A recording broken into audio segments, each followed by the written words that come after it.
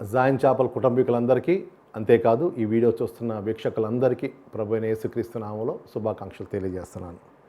ఈ రోజున మన వాక్య భాగం నిమిత్తమై మత్తయి సువార్త 28వ అధ్యాయము 20వ వచనం నేను చదువుతాను, వినండి. మత్తయి సువార్త 28వ అధ్యాయం 20వ వచనం ఆఖరి భాగం చదువుతాను, వినండి.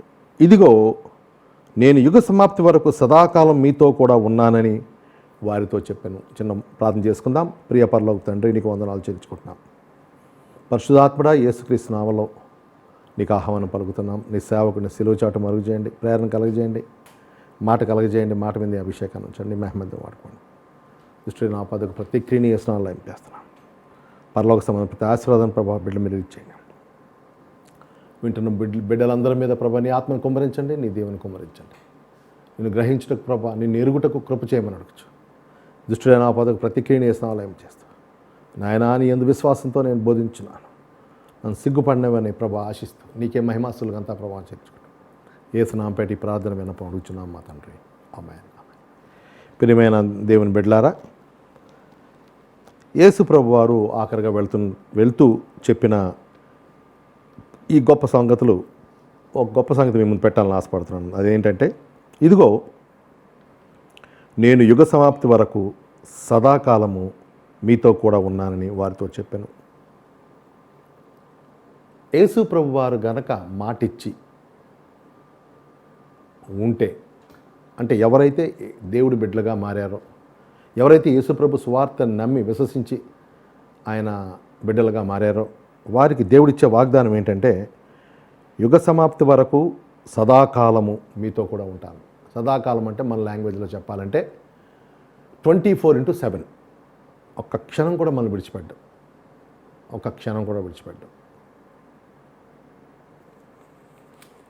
ఒక మాట యోహాను సువార్తలో మాట చదవాలని ఆశపడుతున్నా. యోహాను సువార్త 1వ అధ్యాయము 12వ వచనం మరలా చెప్తున్నాను చూడండి. యోహాను సువార్త 1వ అధ్యాయము 12వ వచనం. తన్ను ఎందరు అంగీకరించిరో వారికందరికీ, అనగా తన నామమందు విశ్వాసముంచిన వారికి దేవుని పిల్లలగుటకు ఆయన అధికారము అనుగ్రహించెను. ఎందరు అంగీకరించారో యేసుప్రభుని, అనగా క్లియర్గా చూడండి, తన నామమందు విశ్వాసం ఉంచిన వారికి, యేసుప్రభువే నిజమైన దేవుడు అని ఆయన నామందు విశ్వాసం ఉంచిన వారికి దేవుడిచ్చిన గొప్ప ఆధిక్యత ఏంట్రా అంటే, దేవుని పిల్లలగుటకు ఆయన అధికారం అనుగ్రహించెను. దేవుని పిల్లలు అవ్వాలంటే చాలామందికి క్రైస్తవులు కన్ఫ్యూజ్. దేవుని పిల్లలు అవ్వాలంటే 40 రోజులు ఉపవాసం ఉండాలేమో, ప్రార్థన చేయాలేమో, చర్చికి వెళ్ళాలేమో, అవన్నీ చెయ్యాలి. కానీ దానివల్ల దేవుని పిల్లలు అవ్వం మనం. ఆయన యందు విశ్వాసం ఉంచిన వారికి, ఎందరు అంగీకరించరో వారికి అందరికీ, అనగా తన నామమందు విశ్వాసం ఉంచిన వారికి దేవుని పిల్లలవుటకు ఆయన అధికారం అనుగ్రహించను. ఎవడైతే విశ్వసించాడో వెంటనే ఇతడు నా బిడ్డగా, దేవుడు తన బిడ్డగా నీకు అధికారం ఇస్తాడు. ఇక నీకు అధికారం ఉంది దేవుడి బిడ్డగా. ఎప్పుడైతే దేవుడి బిడ్డగా మారావో దేవుడి సన్నిధికి వెళ్ళడానికి నీకు అధికారం ఉంది, దేవుడితో మాట్లాడడానికి అధికారం ఉంది, దేవుడిని అడగడానికి అధికారం ఉంది. దేవుడి బిడ్డగా అన్ని అధికారాలు ఉన్నాయి మన బిడ్డకి. మనకు బిడ్డగా పుట్టిన వాడి ఇంట్లో మమ్మీ ఆకలేస్తుంది అంటాడు, నాకు అదొని పెట్టి అంటాడు, నాకు ఆకలేస్తుంది అదొండి పెట్టి అంటాడు, ఇదొండి పెట్టి అంటాడు. డాడీ నాకు కాలేజ్ ఫీజు కావాలంటాడు. అధికారం వస్తుంది. బయట ఎవడో పక్కింటోడు వచ్చి అలా అడగలేడు, డాడీ డబ్బులు అని. నా కొడుకైతే డాడీ నేను అది కొనుక్కోవాలి, నాకు బ్యాట్ కావాలి, నాకు యూనిఫామ్ చినిగిపోయింది డాడీ, నాకు యూనిఫామ్ బట్టలు కావాలి.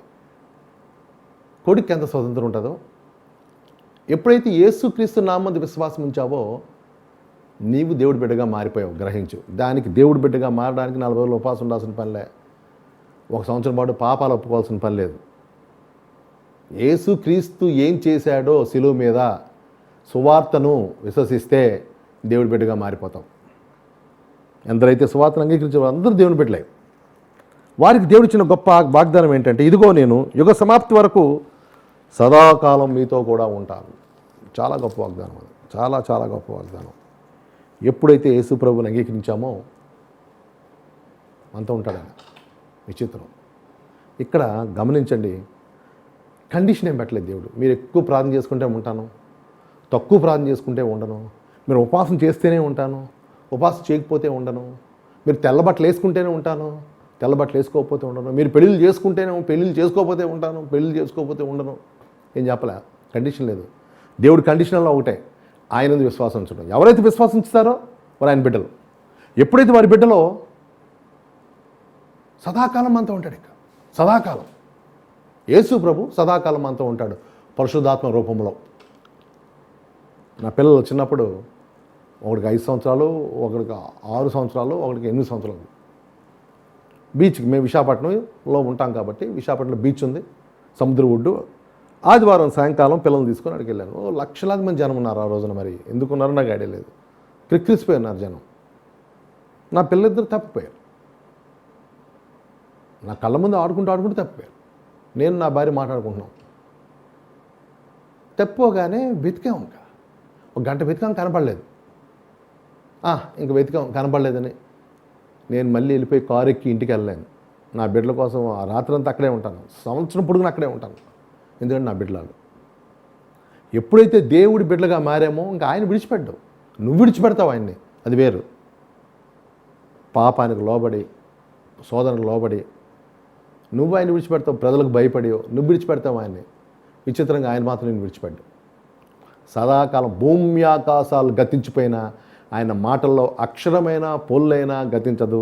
సదాకాలము అంటే మన భాషలో, మన 21st century భాషలో చెప్పాలంటే 24/7 అంటే 24 గంటలు 7 రోజులు నీతో ఉంటాడు. నేను కండిషన్ పెట్టలే. నువ్వు దేవుడి బిడ్డగా అయ్యావు అంతే. నువ్వు ఎప్పుడు దేవుడి బిడ్డగా మారావో, నువ్వు పాపం తప్పు చేసినా, ఉప్పు చేసినా, పాపం చేసినా, పుణ్యం చేసినా, ప్రార్థన చేసినా, చేయపోయినా ఆయన నీతో ఉండడం మాత్రం ఖాయం. చనిపోయేంత వరకు నీతో ఉంటాడు. చనిపోయిన తర్వాత తన రాజ్యాన్ని తీసుకెళ్తాడు. ఆమెన్. అంతేనా? నీతో ఉండడమేనా? అంతే, జస్ట్ నీతో ఉంటాడా? నీ కష్టాలు వస్తే, నష్టాలు వస్తే, సాతాను గాడు నీ సోదరులు పడేస్తే, పాపంలో పడేస్తే నువ్వు చూసుకుంటూ కూర్చుంటాడా? మీకు కొన్ని మాటలు ఈరోజు చెప్పాలని ఆశపడుతున్నాను. 1వ కొరింథీయులకు రాసిన పత్రిక 1వ అధ్యాయము 24వ వచనం, 23 నుంచి చదువుతాను, వినండి. అయితే 1వ కొరింథీయులకు రాసిన పత్రిక 1వ అధ్యాయం 23వ వచనం. అయితే మేము సిలువ వేయబడిన క్రీస్తును ప్రకటించున్నాము. ఆయన యూదులకు ఆటంకంగా అన్యజనులకు విరుద్ధముగా ఉన్నాడు. కానీ యూదులకేమి, గ్రీస్ దేశస్తులకేమి, పిలువబడిన వారికే. గమనించండి, ఎవరైనా పర్లేదా? యూదులేమి, గ్రీస్ దేశస్తుడేమి, ఇండియా దేశస్తుడా, పాకిస్తాన్ దేశస్తుడా, వాడు ముస్లిమా, హిందువా, బౌద్ధ మతస్థుడా, రోమన్ క్యాథలికా, లోదరన్, బాప్టిస్టా, ఏం చూడవు. ఎవరైతే ఆయన బిడ్డలుగా మారారో, ఆయన బిడ్డలుగా మారడం అంటే తండ్రి పిలిస్తేనే కానీ ఎవరు ఆయన బిడ్డలుగా మారలేరు.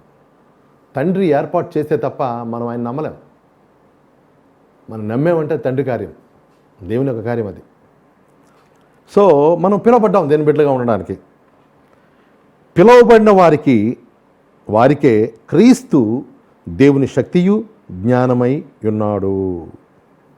ఎవరినైతే దేవుడు పిలిచాడో వారికి క్రీస్తే శక్తి అంట, క్రీస్తే జ్ఞానం అంట.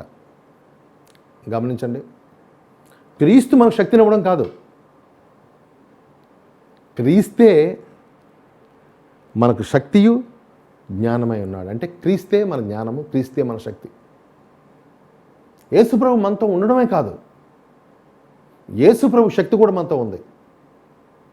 క్రీస్తే మన జ్ఞానం, యేసుప్రభు జ్ఞానం కూడా మనతో ఉంది. భయపడాల్సిన పల్లె. నువ్వు వెర్రివాడవు, గొర్రెలు కాచుకునేవాడివి, లేకపోతే రోడ్డు మీద కర్రలు అమ్ముకునేవాడు, చదువు లేదు, ఫ్యామిలీ బ్యాక్గ్రౌండ్ లేదు, వెనకాల సపోర్ట్ లేదు, పర్లే. యేసుక్రీస్తుని నమ్ముకుంటే ఫస్ట్ థింగ్ ఏంటంటే ఆయన బిడ్డగా మారిపోతావు. రెండవది ఏంటంటే సదాకాలం నువ్వు పాపం చేసినా, పుణ్యం చేసినా, మరలా చెప్తున్నాను, ఒకళ్ళు తప్పు చేసావు, పాపంలో పడి వదలడు ఆయన. నిన్ను ఎప్పుడైతే తన బిడ్డగా మార్చుకున్నాడో వదలడు. నా బిడ్డలు ఎన్నో తప్పులు చేశారు, వదలలేదు వాళ్ళని. ఎన్నో మిస్టేక్స్ చేశారు, వదలలేదు వాళ్ళని. వదలను. వారి కోసం ప్రాణం పెడతాను. జీవితాంతం వారి కోసం కనిపెడతాను. ఒకళ్ళు బయటికి వెళ్ళిపోయిన వాళ్ళు రావడం కోసం కనిపెడుతూనే ఉంటాను. నేను వదలను. వాళ్ళు వదిలేస్తే వేరు, నేను వదలను. అలాగే యేసుప్రభు ఎప్పుడు వదలడు. నిన్ను విడువని ఎడబాయను, సదాకాలం మనతో ఉంటా అన్నాడు. బోధిగంతాల వరకు మీ తోడుగా ఉంటా అన్నాడు. ఆయన వదలడు. కేవలం మనతో ఉంటాడా? ఆయన వల్ల ఇంకేం ప్రయోజనం లేదా? ఉంది. క్రీస్తే మన శక్తి, క్రీస్తే మన జ్ఞానం అంట. అంతేకాదు 1 కొరింథీయులకు రాసిన పత్రిక 1వ అధ్యాయం 31 ఆఖరి వచనం నేను చదువుతాను వినండి. ఆఖరి వచనంలో రెండో పార్ట్ బి, అంటే 31వ వచనంలో రెండో పార్ట్ చదువుతున్నాను.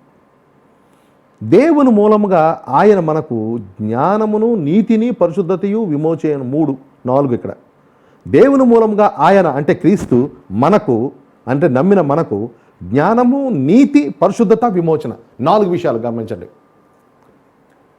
మనకు జ్ఞానం ఆయన, మనకు నీతి ఆయన, మనకు పరిశుద్ధత ఆయన, మనకు విమోచన ఆయన. మనతో ఉన్నది ఎవరా అంటే మనం విమోచించడం కాదు, మనకు ఆపదొస్తే విమోచన, ఆయన విమోచన, ఆయన మనతో ఉన్నాడు.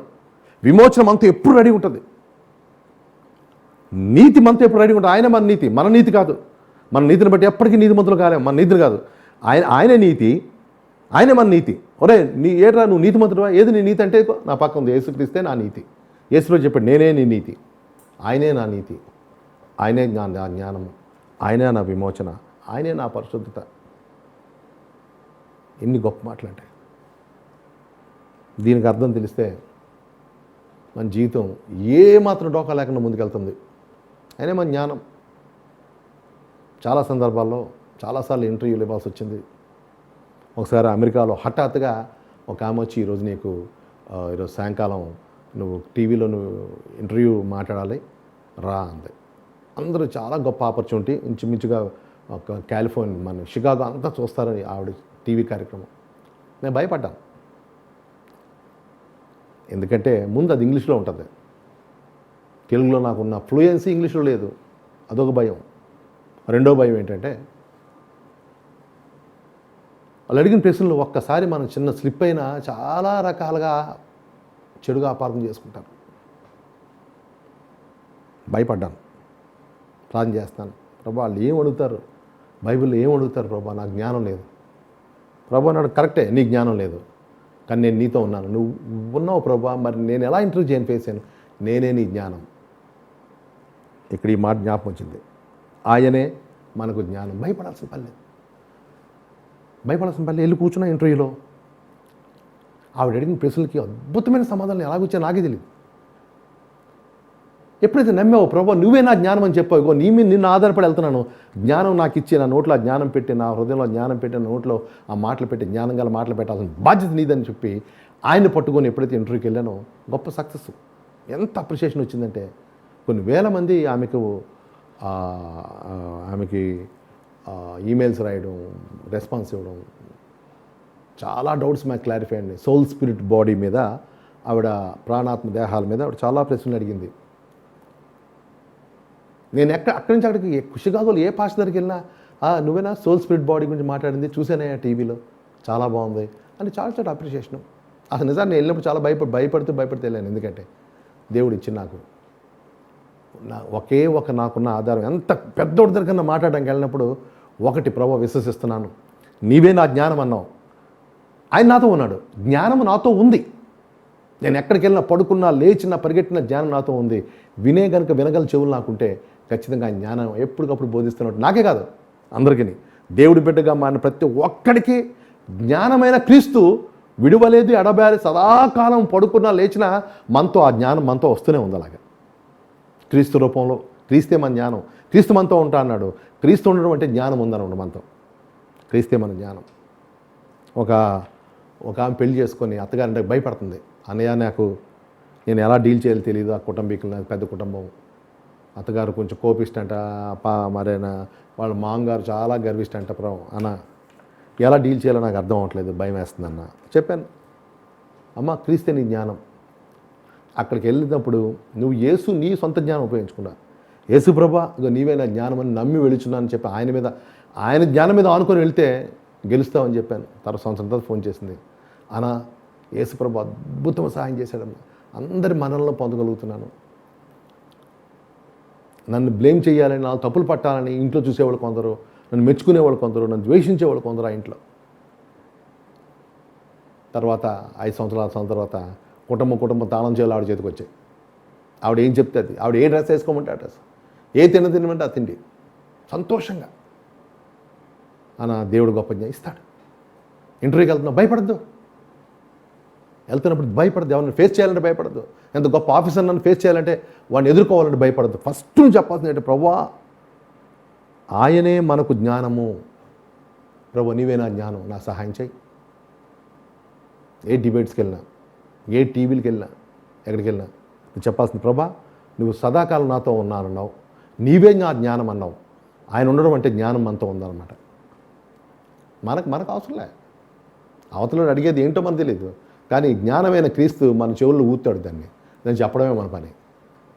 మనల్ని జ్ఞానాలను కూడా జనాలు బాబా ఏం జ్ఞానవంతుడు అని. నిజానికి మనం కాదు, మన పక్కన ఉన్న క్రీస్తు జ్ఞానవంతుడు. మనం నిలబెట్టేస్తాడు, ప్రతి పరిస్థితుల్లో నిలబెడతాడు, ఇంటర్వ్యూలో నిలబెడతాడు, పరీక్షల్లో నిలబెడతాడు, మనల్ని డిబేట్స్లో నిలబెడతాడు. లక్షలాది మంది ప్రజల ముందు నిలబడినప్పుడు భయపడాల్సిన పని లేదు. క్రీస్తే మన జ్ఞానం. రెండవ మాట, ఆయనే మన నీతి, మన పరిశుద్ధత. మన నీతి క్రియలు కొన్నిసార్లు చాలా అప్లో ఉంటాయి, కొన్ని డౌన్లో ఉంటాయి. ఒకసారి మన నీతి 90% ఉంటుంది, ఒకసారి 40% దిగిపోద్ది. హఠాత్తుగా అలిసిపోయి వచ్చి కూర్చున్నాం. ఒకసారి మూరకుడు నా భార్య మీద కేకలేసాను నేను. పాపం బాధ పెట్టాను, ఒక రకంగా పశ్చాత్తాపడ్డాను. ప్రభా నన్ను క్షమించు, ఆవిడ మీద కేకలేసాను, క్షమించాను. ఇందులో హఠాత్తుగా నాకు ఒక కబురు వచ్చింది. ఒక ఆవిడ దయ్యం పట్టింది.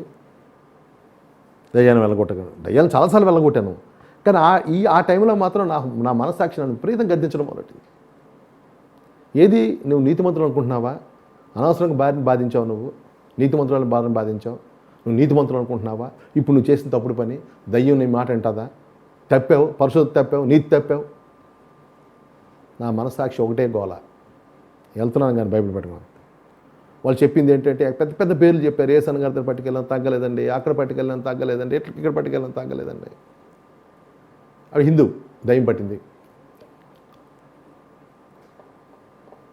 వెళ్ళడం జరిగింది. అక్కడికి మెట్లు ఎక్కుతుంటే నా మనసాక్షి విపరీతంగా గద్దిస్తుంది. నువ్వు నీతి ఏది? నీ నీతి మంత్రులు కాకపోతే దయ్యం నీ మాట వింటదా?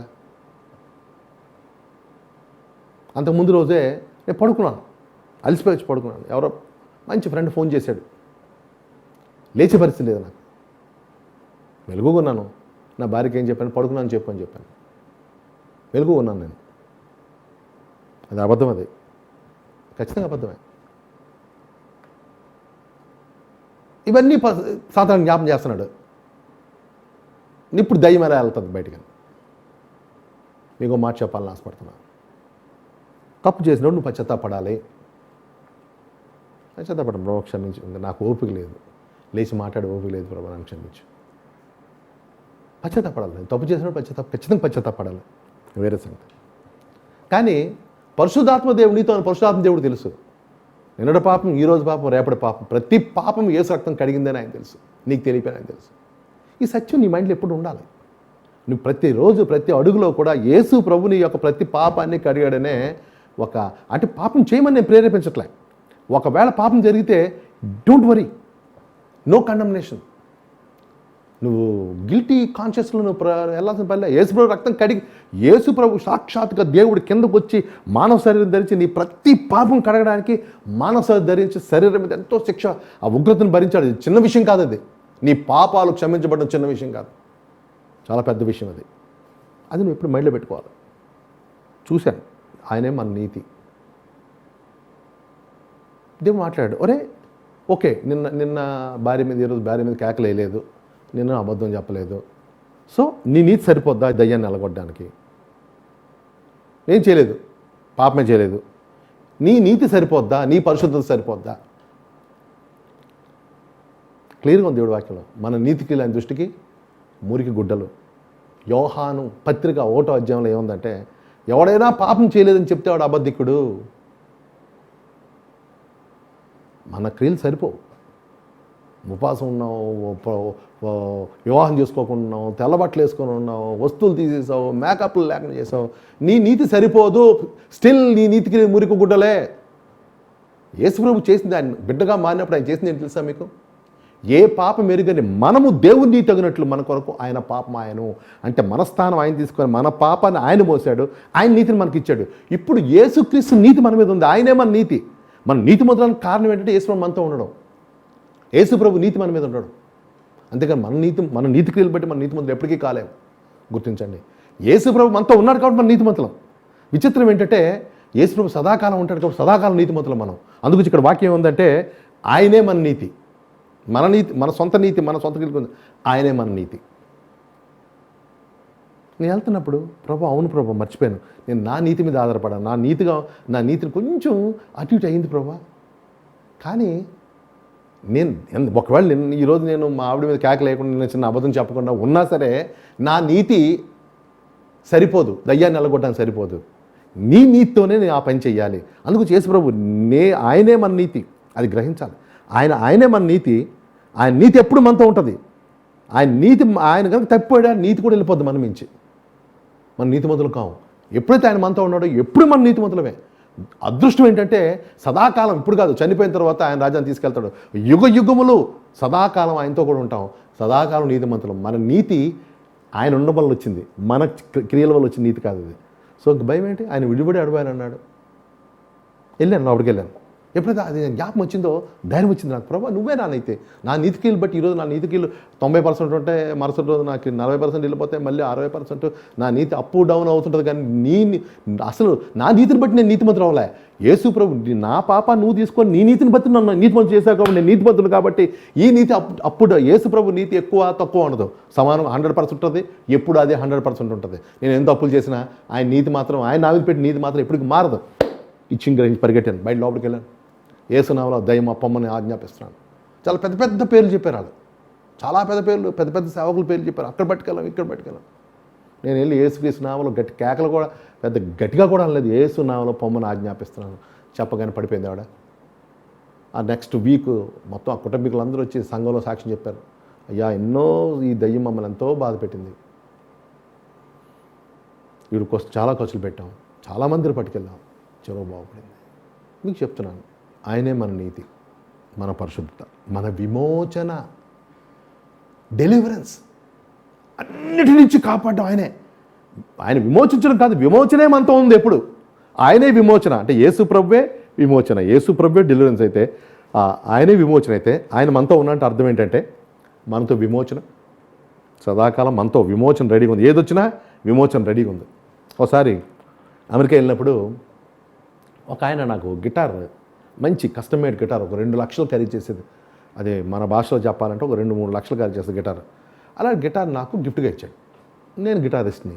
ఆ గిటార్ చూసి అలాంటి గిటార్ చిన్నప్పుడు ఎప్పుడో రాక్ కాంటెస్ట్లో అలాంటి గిటార్ చూసేవాడు. బాబా మంచి గిటార్ దొరికి చాలా సంతోషపడిపోయాడు. ఒక బ్యాగ్తో ఇచ్చాడు. ఆ బ్యాగ్ తెరడం, గిటార్ తీసుకోవడం, వాయించుకోవడం, సంతోషపడడం, గిటార్ పెట్టడం. అయితే వాడిచ్చిన బ్యాగ్ నేను గ్రహించలే. ఒకప్పుడు తను డ్రగ్స్ వాడేవాడు, డ్రగ్స్ మానేశాడు, దేవుళ్ళకి వచ్చాడు. ఆ గిటార్ ఇంకా ఆ రాక్ బ్యాండ్లో గిటార్ వాయించడం మానేశాడు, ఆ గిటార్ని పక్కన పెట్టాడు. నేను కనపడగానే బ్రదర్ మీరు గిటార్ ఇస్తాను, గిఫ్ట్గా ఇస్తాను, తీసుకెళ్తాను. 7 సంవత్సరాల కింద 8 సంవత్సరాలు తెలియకుండా మరి దాంట్లో ఏ డ్రగ్ ప్యాకెట్ ఉందో మరి నాకు ఐడియా లేదు. ఎయిర్పోర్ట్కి వచ్చాను. ఎయిర్పోర్ట్కి వచ్చేసరికి ఇలాగ అది ఆ బాక్స్ చెక్ చేసి లోపలికి వెళ్ళేసరికి అది కిక్కి హార్న్ కొట్టడం మొదలెట్టింది. వెంటనే అక్కడ అందరూ అలర్ట్ అయిపోయారు, అందరూ వచ్చారు, నాకు తుపాకీ నాకు గురి పెట్టారు, సైడ్కి వెళ్ళమన్నారు. నాకు చాలా భయం వేసింది. అప్పుడు దీంట్లో డ్రగ్స్ ఉన్నాయన్నారు. అమ్మా, నాకు అప్పుడు నేను గిటార్ చూసుకున్నాను కానీ ఆ బ్యాగ్ టెస్ట్ చేయలేదు. ఆ బ్యాగ్లో మరి ఒకప్పుడు అతను డ్రగ్ అడిక్ట్ మానేశాడు, కానీ బహుశా దాంట్లో ఏ డ్రగ్ ప్యాకెట్ పెట్టుకుని ఉంటాడు, మర్చిపోయి ఉంటాడు. బహుశా 7 సంవత్సరాలు అయింది. ఆ బ్యాగ్తో సహా నాకు గిఫ్ట్ ఇచ్చాడు. బ్యాగ్ చెక్ చేయలేదు నేను. గిటార్ మాత్రం రోజు చూసుకొని మురిసిపోయేవాడిని, గిటార్ లోడ్ పెట్టేవాడిని. ఇంకా అయిపోయింది అనుకున్నాను. ఇంక ఇండియాలో శ్యాంబాబు అమెరికా వెళ్తాడు, ఈ డ్రగ్ మాఫియా అని ఒక ముద్ర వేస్తారు నాకు, వీళ్ళు జైల్లో పెడతారు నాకు. ప్రభువా నేను ఏ పాపం ఎరుగను, ప్రభా నాకు ఏ పాపం తెలియదు, ప్రభా నాకు సహాయం చేయ ప్రభా అని ప్రార్థన చేస్తుంటే వెంటనే ఈ మాట జ్ఞాపకం వచ్చింది. నువ్వు విమోచించమని అడగడం ఏంటి, విమోచనే నాతో ఉంది. ఆయనే మన విమోచన, డెలివరెన్స్ ఆయనతో విమోచన మనతో ఉంది. అలాగా సదాకాలం విమోచించడం కాదు, ఆయన మనం విమోచించడం కాదు, విమోచనే మనతో రెడీగా అలాగా ఆయన మనతో సదాకాలం ఉన్నాడంటే అర్థం ఏంటంటే విమోచన కూడా సదాకాలం మనతో, మన విమోచన మనల్ని వెంబడిస్తుంటుంది. అన్నిటి నుంచి, రోగం నుంచి, ఆపద నుంచి. ప్రభా నీవే నా విమోచన అని నోటితో చెప్పడం మొదలెట్టాను. నన్ను విమోచిస్తావు ఇప్పుడు ఈ పరిస్థితిని. వెంటనే ఆ బాక్స్ అలా పెట్టారు. వెంటనే ఎవరో పై అధికారి వచ్చాడు, గ్లౌజులు వేసుకున్నారు, ఏదో మిషన్ పట్టుకొచ్చాడు, ఇలాగ అన్నాడు, ఇలాగ అన్నాడు. మిషన్ అది ఎక్కెక్కి అనడం మానేసింది. ఆయనకి అచ్చంగా పొరపాడైపోయింది. తీసుకొచ్చి మళ్ళీ ఆ మిషన్లో పెట్టాడు. ఆ మిషన్లో పెడితే మళ్ళీ కిక్కి అనడం లేదు. ఇంతకుముందు చాలా అంది, అర్థం కాలే. పెట్టి తెరిచాడు, ఒక చిన్న వైట్ క్లాత్ తీసుకున్నాడు, ఇలాగ అంతా తోమాడు, మళ్ళీ టచ్ చేశాడు, ఏమీ లేదు. అటు బుర్ర కొట్టుకుంటున్నాడు. ఏం జరిగిందో నాకు తెలుసు. యేసుప్రభు దూతలను పంపి ఆ డ్రగ్స్ ఉంటే దాన్ని దూతలే తీసుకెళ్ళిపోయారు దాంట్లో డ్రగ్స్. విమోచన. నా భార్య స్వైన్ ఫ్లూ వచ్చింది. స్వైన్ ఫ్లూ అనుకోలేదు మేము. 4 రోజులు లేట్ చేసాం, ఏదో జలుబు అనుకున్నాం పోయిన సంవత్సరం. తీరా చూస్తే నాకు నా భార్యకి ఇద్దరికి స్వైన్ ఫ్లూ వచ్చింది. నాకు స్వైన్ ఫ్లూ పెద్ద నాకేం ఎఫెక్ట్ కొట్టలేదు, కానీ నా భార్య సీరియస్ అయిపోయింది. హాస్పిటల్కి తీసుకెళ్ళి జాయిన్ చేశాను. వెంటనే వెంటిలేటర్లో పెట్టాలన్నారు, వెంటిలేటర్లో పెట్టాం. నా కళ్ళ ముందు రెస్పిరేషను 80, 60, 20, 0కి వచ్చేసింది. హార్ట్ బీట్ అలా కొట్టుకోవాల్సిన హార్ట్ బీట్ స్ట్రైట్ లైన్ వచ్చింది. మెడికల్ ఫీల్డ్ ఎవరినంటే చెప్తారు, చనిపోయింది నా భార్య. బయటకు వచ్చాను, ప్రభువా విమోచన, నువ్వు విమోచించడం కాదు, నువ్వే విమోచన. నీ విమోచన ఆవిడతో ఉంది, ఆవిడ ఖచ్చితంగా బయటలో అవుతావు. నువ్వు పొందిన దెబ్బల చేత ఆవిడ స్వస్థపడింది. నిశ్చయంగా ఆవిడ రోగం నువ్వు భరించావు. నువ్వు పొందిన దెబ్బల చేత స్వస్థత నొందితిరి అని ఉంది. నొందుదురు కాదు, ఆల్రెడీ నొందితిరి అన్నావు. ఆల్రెడీ విమోచన రెడీగా ఉంచావు. రోగం నుంచి విమోచన, డెలివరెన్స్ రెడీగా ఉంచావు. నేను నమ్ముతున్నాను, క్లెయిమ్ చేస్తాను. ఇంటికి వెళ్ళిపోయాను. నన్ను ఇంటికి పంపించారు. మా మరదలంతా కాశారు అక్కడ. చనిపోయింది నా భార్య. తర్వాత వాళ్ళు ఏమన్నారంటే, వెంటిలేటర్ తీసేస్తాం, నీ భార్య శవాన్ని అప్పచెప్తామన్నారు. పిలిచి విచిత్రమైన నా భార్య లేచి కూర్చుంది. ఆవిడ చనిపోవడం, పరలోక రాజ్యం వెళ్ళడం, యేసు ప్రభుతో మాట్లాడడం, కిందకి రావడం. మీకు మాట చెప్తున్నాను, సదాకాలం నీతో ఉంటా అన్నాడు. ఉండి మనం చూస్తూ మన కష్టాల్లో అలా చూసుకొని ఆయన అలా సరదాగా చూసుకుంటూ ఉండే రకం కాదు ఆయన. ఆయనే మన జ్ఞానము, మన శక్తి. ఆయనే మనకు శక్తి, ఆయనే మనకు జ్ఞానం, ఆయనే మనకు నీతి, ఆయనే మనకు పరిశుద్ధత, ఆయనే మనకి విమోచన. భయపడద్దు, ఈ కరోనా దాని తాత వచ్చినా భయపడద్దు. ఆయనే మన విమోచన, మన శక్తి, మన జ్ఞానం. యేసుప్రభు ఎవరు అంటే మన జ్ఞానం అని పక్కన ఉంటాడు. యేసుప్రభు ఎవరు అంటే మనకి దేవుని శక్తి. యేసుప్రభు ఎవరు అంటే మన విమోచన. యేసుప్రభు ఎవరు అంటే మన నీతి. యేసుప్రభు ఎవరు అంటే మన పరిశుద్ధత. మన పరిశుద్ధత, మన నీతి, మన భక్తి, మన శక్తి, మన జ్ఞానం మీద ఆధారపడాల్సిన పని లేదో. హాయిగా ఉంది ఇప్పుడు. ఆయనే మన నీతి, ఆయనే మన పరిశుద్ధత, ఆయనే మన విమోచన, ఆయనే మన జ్ఞానం. ఎవడైతే ఆయన మీద ఆనుకుంటూ వెళ్తాడో అద్భుతాలు చూస్తాడు, ఆశ్చర్యకార్యాలు చూస్తాడు. మీలో ఎవరైనా సరే విమోచన అంటే విడుదల చేయడం. ఏ ఆపద నుంచన్నా విడుదల చేయడం. విమోచన, డెలివరెన్స్, మనల్ని విడుదల చేయడం. ఇంకొక ఉదాహరణ చెప్పాలని ఆశపడుతున్నాను. ఢిల్లీలో సంఘటన విన్నాను. ఒక అమ్మాయి, ఒక పాప దేవుణ్ణి నమ్ముకుంది. ఆ సహోదరి కాల్ సెంటర్ బిజినెస్, రాత్రులు ఇంచుమించుగా 1 గంట ఆ టైంకి ఇంటికి వచ్చే పరిస్థితి. ఎక్కడో పనిచేస్తుంది. ఇంటికి వచ్చిన ఆవిడ క్వార్టర్స్ రావడానికి బస్సు దిగడానికి మధ్యలో ఒక చిన్న చాలా చీకటి ప్రదేశం, వంతెన, చెట్లు గిట్లు ఎక్కువ ఉంటాయి. అది నిజంగా రాత్రుల్లో ఆడపిల్ల రావడానికి అది భయంకరమైన ప్లేస్. ఆ పాప చాలా ప్రార్థన చేసుకుని వస్తుందంట. ప్రభువా, ఆ ముందు రోజు ఆదివారం ఎప్పుడు భయపడద్దంట అది వచ్చినప్పుడు. ప్రభువా, నీవే నా విడుదల, నేను నమ్ముతున్నాను, నువ్వు ఉన్నావు అంటే విడుదల నాతో ఉందని నమ్ముతున్నాను. ఉంది క్లియర్గా. ఆయనే మన విమోచన, లేక ఆయన మన విడుదల. నాకు సహాయం చేయ ప్రభువుని ప్రార్థన చేసుకుంటూ వస్తుంది. వచ్చేసరికి ఈవిడ వస్తుంటే ఈవిడ వెనకాల ఒక ఇంచుమించుగా 200 అడుగులు 300 అడుగులు ఇంకొక అమ్మాయి కూడా వస్తుందట. కొంచెం ధైర్యం వచ్చింది, ఆ అమ్మాయి వస్తుంది కదా అని. సో ఈవిడ ముందు నడుస్తుంది చీకట్లో. అక్కడ ఒక చిన్న వంతెన దగ్గర ఒక 4 మందు సీసాలు తాగుతూ ఉన్నారంట. ఈ అమ్మాయిని చూసి గబుక్కు లేచి నిలబడ్డారట. ఈ అమ్మాయి చాలా భయపడింది. వెనక్కి వెళ్ళినా పరిగెడికి వెళ్ళినా వచ్చి పట్టుకుంటారు, ముందుకు వచ్చినా పట్టుకుంటారు. అని ధైర్యంగా ప్రభువా, నీవే నా విమోచన, లేక విడుదల, లేక డెలివరెన్స్ అనుకుంటూ నడుచుకుంటూ వెళ్ళిపోయింది ఆ అమ్మాయి. ఆ అమ్మాయిని చూసి ఏమనలా ఆగిపోయారు. అమ్మాయి ఇలా రాగానే ఒక 100 అడుగులు రాగానే వెనకాల నుంచి ఇంకొక అమ్మాయిని పట్టుకున్నారు వాళ్ళు. కేకలు వినపడుతున్నాయి. అమ్మాయి హెల్ప్ అనుకుంటూ ఇప్పుడు పరిగెట్టుకుంటూ వచ్చింది. అక్కడ చాలా రౌడీజం, గుండాయిజం చాలా ఎక్కువ. తర్వాత ఈ అమ్మాయి భయపడిపోయి ఇంట్లోకి వచ్చి పడుకుంది, ప్రార్థన చేసుకుంటూ పడుకుంది. ఈ అమ్మాయి ఇల్లు కూడా ఇంచుమించుగా అన్ని క్వార్టర్స్ కొంచెం కొంచెం చివరిలో ఉండే క్వార్టర్. ఈవిడ పరిగెట్టుకెళ్ళి అరిచినా పరిగెట్టుకొచ్చి ఆమెను చంపేసే పరిస్థితి. అందు గురించి ఆవిడ కామ్గా ఉండిపోయింది. మరుసటి రోజున ఉదయం వార్త ఏంటంటే ఒక అమ్మాయి ఆ వంతెన దగ్గర ఒక అమ్మాయిని రేప్ చేసి చంపి పడేశారు. అర్థమైపోయింది. నిన్న రాత్రి తన వెనకాల వస్తున్న అమ్మాయి దొరికిపోయిందని అర్థమైంది. తర్వాత వాళ్ళు ఇన్వెస్టిగేట్ చేశారు, పోలీసులు పట్టుకున్నారు, జైల్లో పెట్టారు. జైల్లో పెట్టినప్పుడు ఈ అమ్మాయి వెళ్ళి పర్మిషన్ అడిగి, ఈ అమ్మాయికి తను చూసి లేచారు యాక్చువల్గా, తను ఎందుకు పట్టుకోలేదు అని ఆ జైలుకి వెళ్ళి వాళ్ళ పర్మిషన్ తీసుకొని వాళ్ళతో మాట్లాడిందంట. అయ్యా, నేను ఆ రోజు రాత్రి నేను వచ్చాను, నన్ను చూసి మీరు లేచారు కూడా, నన్ను పట్టుకోవడానికి లేచారు, ఎందుకు నన్ను పట్టుకోలేదు, ఎందుకు వెనకాల నమ్మని పట్టుకున్నారంటే వాళ్ళు ఇచ్చింది ఏంటంటే, నీ వెనకాల 6 మంది ఉన్నారమ్మా, చాలా ఎత్తుగా, ఒక్కొక్కరు 6.7 అడుగులు ఉన్నారు, వాళ్ళు ఇంచుమించుగా 5-6 ఉన్నారు నీ చుట్టూను, వాళ్ళు చూసి మాకే భయం వేసిందమ్మా, అందుకోసం నీ జోలికి వెళ్ళలేదు, నువ్వు వాళ్ళు వెళ్ళిపోయిన తర్వాత ఆ పిల్ల జోలికి వెళ్ళావు, నీ జోలికి వెళ్ళలేదు. మీకు చెప్తున్నాను, ఆపత్కాలమందు నమ్ముకుందనకు సహాయకుడైనా, నీ పరిస్థితి ఎంత కష్టమైనా, పెద్ద పెద్ద రాజకీయ నాయకులు ఇన్వాల్వ్ అయి ఉన్నారు, అయినా సరే ప్రభా నీవే నా విమోచన ప్రభా, నీ వాక్యం చెప్తుంది నీవే నా విమోచన ప్రభా అని కనుక నువ్వు నమ్మగలిగితే దేవుడు గొప్ప కార్యం చేస్తాడు. ప్రతి కష్టం నుంచి, ప్రతి ఆపద నుంచి బయటకు లాగుతాడు. నా చనిపోయిన భార్యని లేపాడు దేవుడు. అనేక అద్భుతాలు చేసే దేవుడు. ఆయన మీద అనుకోగలిగితే, నువ్వు నమ్మేవంటే ఆయన బిడ్డవే.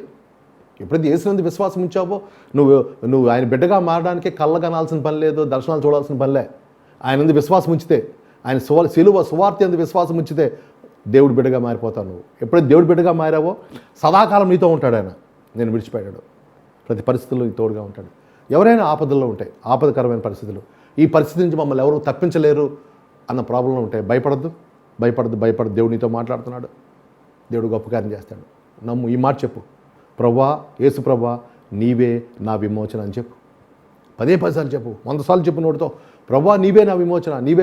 ఎప్పుడైతే నోటితో చెప్పావో నీ నోరు చెప్పింది చెవి వింటది, వినటం వల్ల విశ్వాసం కలుగుతుంది. ఎప్పుడైతే విశ్వాసం కలిగిందో, నమ్ముట నీ వాళ్ళైతే నమ్మువానికి సమస్తం సాధ్యం. భయపడద్దు. ఎవరైనా రోగులై ఉంటే, అది ఎటువంటి రోగమైనా సరే, డాక్టర్లు క్యాన్సర్లు అన్నారా, ఎయిడ్స్లు అన్నారా, బాగుపడద్దు అన్నారా, చనిపోద్దు అన్నారా, భయపడద్దు. ఎక్కడ రోగం ఉందో అక్కడ చేసుకో, నీకోసం ప్రార్థన చేస్తాను. అది ఒకవేళ ఆర్థిక సంబంధమైన ఇబ్బందులు అయితే నీ చేయి చాపి నా ప్రార్థనలో ఏకీపించు. ఆపదలో ఉంటే నీ చేయి చాపి నాతో ఏకీపించు, నీకోసం నేను ప్రార్థన చేస్తాను. కళ్ళు మూసుకుందాం. ప్రియ పరలోక తండ్రి, నీకు వందనాలు ప్రభా. ఏ బిడ్డలైతే ప్రభా రోగాలతో ఉన్నారో, సమస్త అస్వస్థతలతో ఉన్నారో, యేసుక్రీస్తు నామములో దురాత్మల కార్యమైతే ప్రతి దురాత్మల్ని యేసుక్రీస్తు నామములో బయటికి పొమ్మని ఆజ్ఞాపిస్తున్నాను ప్రభా. వారి శరీరంలో అరికాళ్ళన్నిటి వరకు స్వస్థ పన్నుగాక యేసుక్రీస్తు నామములో. అంతేకాదు ప్రభా, నాయన ఎవరైనా ఆపదలో ఉంటే మాత్రం ప్రభా, నాయన ఎవరు సహాయం చేయలేరు, ఈ ఆపద నుంచి ఎవరు బయటకు తీసుకెళ్లారు, అంత భయంకరమైన ఆపద, భయంకరమైన వ్యక్తులు, భయంకరమైన గుంపుల మధ్య ప్రభా చిక్కుబడి ఉంటే ప్రభా, దేవుడు నీకు అసాధ్యమైనది ఏది లేదు. నీవే నా విమోచన ప్రభా. లోకమంతా మమ్మల్ని వ్యతిరేకించిన, లోకమంతా మా మీద పడిన ప్రభా, నీ చేతుల నుంచి ఎవరు తప్పించుకోలేడు మా తండ్రి ప్రభా. ఆ బిడ్డలను కాపాడండి. ఎవరైతే ఆపదలు ఉన్నారో ఆ బిడ్డలను కాపాడండి. ఆర్థిక సంబంధమైన ఇబ్బందులు ప్రభా మనం బయటికి లాగండి, మార్గం తెరండి. ఆ అప్పుల నుంచి బయటపడటకు మార్గం తెరమనవచ్చు. బిడ్డలను ప్రభా ఎవరైతే వింటున్నారో వారందరినీ నాలో భద్రపరుస్తాయి. నీకే మహిమ, స్తుతులు, ఘనత, ప్రభావం చెల్లించుకుంటాం. యేసునామమున పెట్టి ప్రార్థన వినపం అడుగుచున్నాం మా తండ్రి. ఎప్పుడు మనం బల్ల అంటారు, లేకపోతే ప్రభురాత్రి భోజనం, హోలీ కమ్యూనియన్ అంటారు, దీంట్లో పాలు పొందాం. యేసు ప్రభు మాట చెప్పారు, ఎవడైతే తన శరీరం తిని రక్తం తాగుతాడో వాడే నిత్యజీవం గలవాడని. ఆయన ఆ రాత్రి ఆ రొట్టెను విరిచి, ఇది మీ కొరకు విరవబడిన శరీరము, నన్ను జ్ఞాపకం చేసుకుంటకే దీన్ని చేయడం చెప్పాడు. ఆయన అప్పగబడిన రాత్రి ఆయన పాత్రను ఎత్తుకొని, మీ కొరకు చిందించబడిన నూతన నిబంధన రక్తం, నన్ను జ్ఞాపకం చేసుకుంటకే దీన్ని చేయడం చెప్పాడు. ఆయన శరీరం తిని ఆయన రక్తం తాగువాడు నిత్య జీవం గలవాడు. ఎప్పుడైతే వివేచించి ఇది శరీరం అని, ఆయన రక్తం అని వివేచించి తిని తాగుతావో, నాతో పాటు ఒక చపాతీ ఉంటే చపాతీ ముందు పెట్టుకో, ఏదైనా జ్యూస్ ఉంటే ముందు పెట్టుకో, నాతో పాటు యొక్క దీంట్లో పాలుపంపులు పొందు. మనమంతా కలిసి ఏకాత్మతో ఏక మనసుతో ఆయనకు శరీరాన్ని తిందాం, ఆయన రక్తాన్ని తాగుదాం, ప్రార్థన చేసుకుందాం. ప్రియ పరలోక తండ్రి, నీకు వందనాలు చెల్లించుకుంటున్నాను. నువ్వు అప్పగింపబడిన రాత్రి రొట్టెనెత్తుకొని విరిచి, ఇది మీ కొరకు విరవబడిన శరీరం అన్నావు, నీకు వందనాలు. అదేవిధంగా ప్రభా, ఆ రాత్రి ఆ పాత్రను ఎత్తుకొని ఇది మీ కొరకు చిందించబడుచున్న నూతన నిబంధన రక్తం అని చెప్పావు. నీకు వందనాలు. నీ శరీరం తిని రక్తం తాగువాడు నిత్యజీవం గలవాడని చెప్పావు ప్రభా. ఇటు ఒట్టి ద్రాక్షారసం నీ శరీరం కానీ రక్తం కానీ ప్రభా నేను ప్రతిష్ఠిస్తున్నాం. ఇప్పుడు మేము తింటుంది ప్రభా నీ శరీరాన్ని, తాగుతుంది రక్తాన్ని. అయ్యా నీకు వందనాలు. ఇంకా మాలో రోగులను ప్రభా నాయన స్వస్థపరచండి. బలహీనలు బలవంతులుగా చేయండి. అల్పాయుష్కుల్ని అధికాయుష్గా చేయమనవచ్చు. మమ్మల్ని దీవించి ఆశ్రయించు. మమ్మల్ని నీ నామంలో భద్రపరుస్తాం. యేసునామం పెట్టి ప్రార్థన వినపం అడుగుచున్నాం మా తండ్రి. ఆమేన్. పుచ్చుకుందాం.